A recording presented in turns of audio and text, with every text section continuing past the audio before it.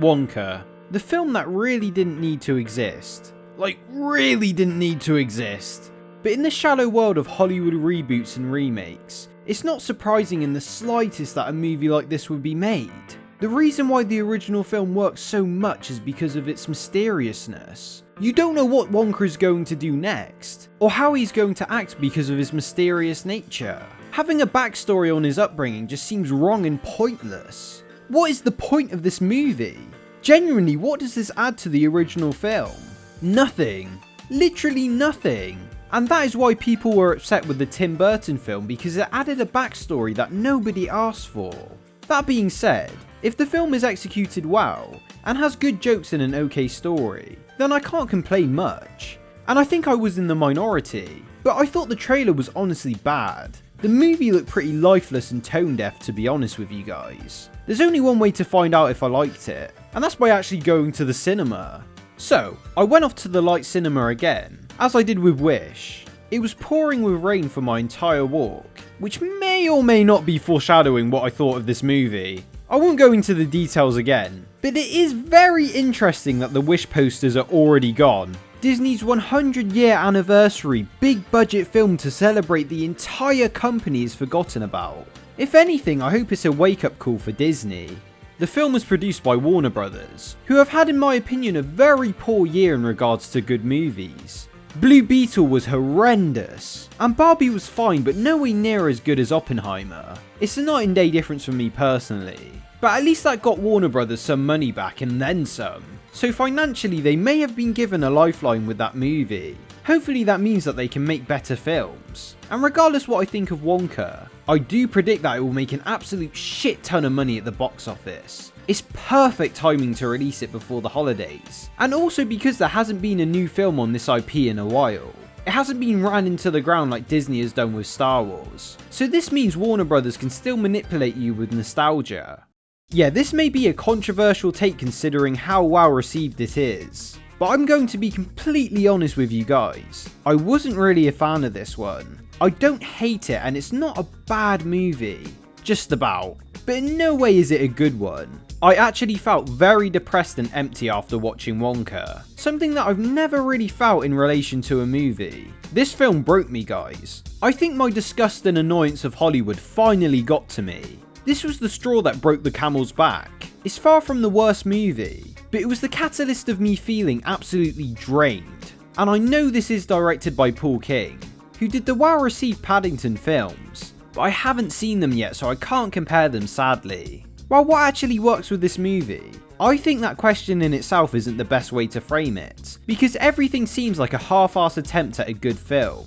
To start off with, the performances range from decent to crushingly average. Timothée Chalamet is an actor who I have no strong feelings one way or the other towards, and I do respect that he's clearly trying with this movie, and I found his performance just okay. He isn't that annoying, and has some charm to him, but man, it wasn't that memorable.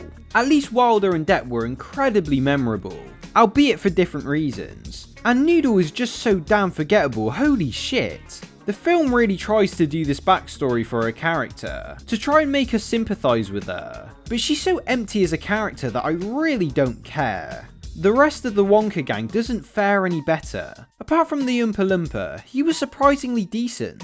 What does fare better, however, is the villains, mainly the actors from Peep Show.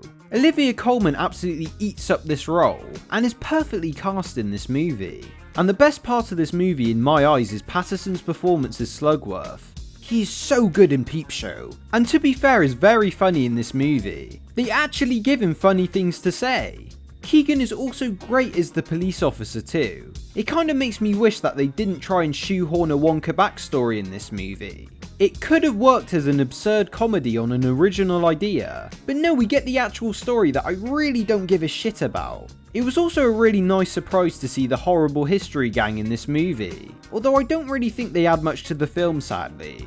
Matt Lucas does have some funny lines, but again it's so one note that it comes off as quite lifeless. The actor I completely forgot in this movie was sadly Rowan Atkinson. I straight up don't get why he was in this movie. They completely wasted his talent. He's this priest who is in on the schemes, but gets no funny lines at all. The stuff you see in the trailer is literally all you get with this guy. What a shame. And what a waste of talent. The story in general doesn't make much sense either. Like, why doesn't Wonka just move to a new town at the start? He literally escapes from Olivia Colman anyway. Why does it specifically have to be in this town at the start? And honestly, the people who are trapped at that place should just start a revolution. Don't arrest me, FBI, please. But I would have just killed those fuckers and ran away. Literally at the end, the door is wide open for Noodle to escape and she doesn't. What? That's so dumb! The only reason why she doesn't leave is to pan out the runtime. And the film is almost 2 hours long, and it really doesn't need to be that. The story of Wonka wanting to be a chocolatier, and his competitors hating on him is not engaging really. It's not clever or smart, and it's only amusing at times. And the score itself is pretty lame, to be honest with you guys. I don't remember one song from this movie. Not one. It is better than the Wish soundtrack though. At least the Wonka songs fit the movie.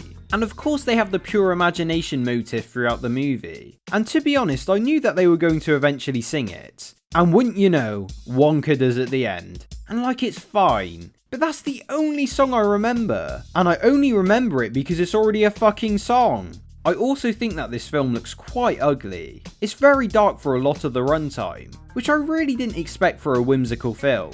I think the issue is the over-reliance on CGI. The actual effects of the candy look pretty good, to be fair, but the background sets just look so lifeless and muddy. This movie has quite a high budget too, so it's disappointing that the film turned out like this. I guess I can backhandedly compliment this movie, in the way that it does avoid some of the annoying movie cliches. It doesn't have a misunderstanding moment or some liar reveal bullshit, which I am so glad that it doesn't have. If they had moments like this, it would have probably made me really hate the film. I also think that even though the movie is too long, the pacing is not too bad honestly. Wonka is one of those movies that gets worse and worse the more you think about it. It's partly because I think the movie starts off quite strong but just gets so lifeless by the end of it. And I also think there's some moral issues with this movie. I swear Wonka must be putting some drugs in that chocolate. The effects are too crazy. And the Wonka backstory is just so one note and unneeded. They just do the same thing that they did in the remake, of having Wonka only eat chocolate once a year like Charlie did. And it's cool if you're just referencing the movie, but who cares? And the resolution of his mother just feels like the ending of Guardians of the Galaxy, but without any of the emotional weight to it at all. It wasn't earned in the slightest. I guess the other good thing about this movie is that I'm glad that they didn't ram reference upon reference down our throats, and I know a lesser film would have done that, so at least the movie feels like it's its own thing. But then again, I just ask, why make this movie in the first place? So overall, Wonka is an okay time, with decent performances and good villains, and some good jokes here and there. However, the songs are so forgettable, and it doesn't look that great, especially considering how good the set design looked in Barbie. And the story is so nothing that I've already started to forget it. I've already started to forget the entire movie, to be honest. This movie left me absolutely empty, and it makes me wish that Hollywood would start writing original stories. Please Hollywood, just please. I could genuinely see this movie working if it was its own thing, and not a Wonka movie. It almost seems like it was added onto it. It's easily the worst part of the movie in my opinion. So the real question is this first class junk? No, but it's not a good film either. I would honestly skip this shit, to be honest. It has absolutely nothing to say. But it is Wonka, so I bet it will make a shit ton of money anyway. That's it from me. Thanks for watching, guys.